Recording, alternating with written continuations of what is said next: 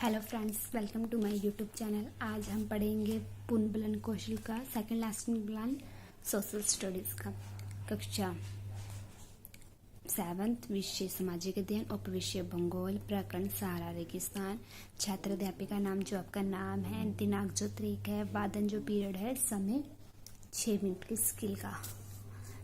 पुनर्बलन कौशल के उद्देश्य: छात्रों को उत्साहवर्धन करने के कौशल का विकास करना। दूसरा है छात्रों के वांछित व्यवहार को प्रोत्साहन करने के कौशल का विकास करना। तीसरा है छात्रों के अवांछित व्यवहार को प्रोत्साहित करने के कौशल का विकास करना। चौथा है छात्रों में आत्मविश्वास वृद्धि करने के कौशल का विकास करना।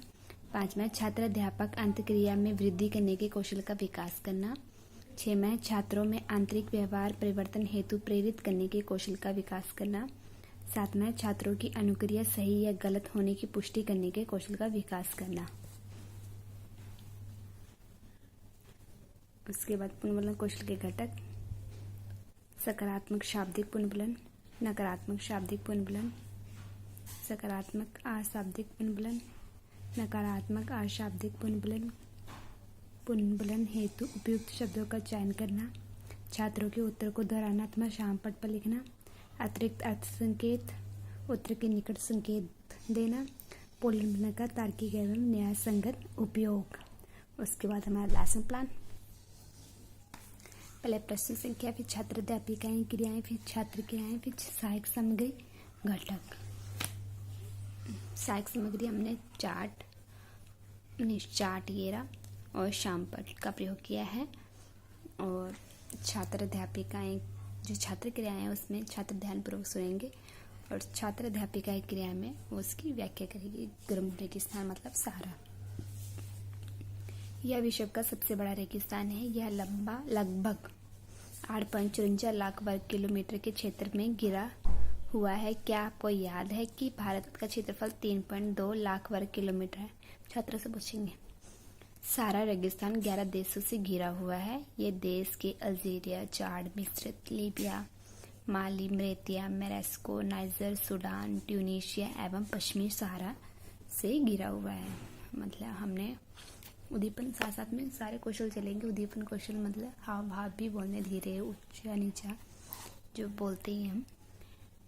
उसके बाद रेगिस्तान के बारे में सोचते समय आपके दिमाग में तुरंत ही रेत का दृश्य उभरता है, परंतु सहारा मार्थन बालू की विस्तार परतों से ढका हुआ ही नहीं बल्कि बजरी के मैदान एवं नग्न चट्टानी सतह वाले अत्यधिक पठार भी पाए जाते हैं। ये चट्टानी सतह कुछ स्थानों पर 2500 मीटर से भी अधिक ऊंची है। जलवायु सहारा मार्थल का: सहारा रेगिस्तान की जलवायु अत्यधिक गर्म एवं शुष्क है। यहाँ की वर्षा ऋतु अल्पकाल के लिए होती है, मतलब बहुत कम समय के लिए।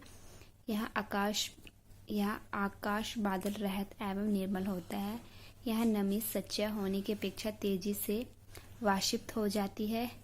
दिन अविश्वसनीय रूप से गर्म होते हैं। दिन में समय तापमान 50 सेल्सियस के ऊपर पहुंच जाता है, जिससे रेत एवं नग्न चट्टान अत्यधिक गर्म हो जाती है। इनके ताप का विकिरण होने से चारों तरफ सब कुछ गर्म हो जाता है। रात अत्यधिक ठंडी होती है तथा तापमान गिरकर हिमांक बिंदु लगभग 0 सेल्सियस पर पहुंच जाता है। मतलब दिन में 50 से ऊपर चल जाता है और रात में 0 से भी नीचे पहुंच जाता है, मतलब 0। वनस्पति एवं परिजाति: सहारा रेगिस्तान में कैक्टस, खजूर के पेड़ एवं एक्सिया पाए जाते हैं। यहाँ कुछ स्थानों पर मारुधन खजूर के पेड़ से घिरे हरित द्वीप पाए जाते हैं। ऊंट, लकड़बग्गा, सिपार, लोमड़ी, बिच्छू, सांपों की विभिन्न जाति एवं छिपकली यहाँ के प्रमुख जीव है। यहाँ पर मतलब ये जीव जंतु पाए जाते हैं। लोग क्या करते हैं वहाँ के? सहारा रेगिस्तान की कष्ट जलवायु में भी विभिन्न समुदाय के लोग रहते हैं। यहाँ के लोग बकरी, भेड़, ऊंट एवं घोड़े जैसे पशुधन को पालते हैं। इनकी खाल से ये पेटी, जूते, पानी की बोतल बनाने के लिए चमड़ा प्राप्त करते हैं। प्रश्न चिन्ह जो हम छात्रों से क्वेश्चन पूछेंगे: विश्व का सबसे बड़ा रेगिस्तान का नाम बताएं। विश्व का सबसे बड़ा रेगिस्तान सहारा रेगिस्तान है। इसमें हम पहला घटक हमने हाँ गुड बोला है, और पांचवा मतलब कि उन्हें पुनर्विलोम दिया गुड बोल के। सारा रेगिस्तान कितने वर्ग किलोमीटर फैला हुआ है?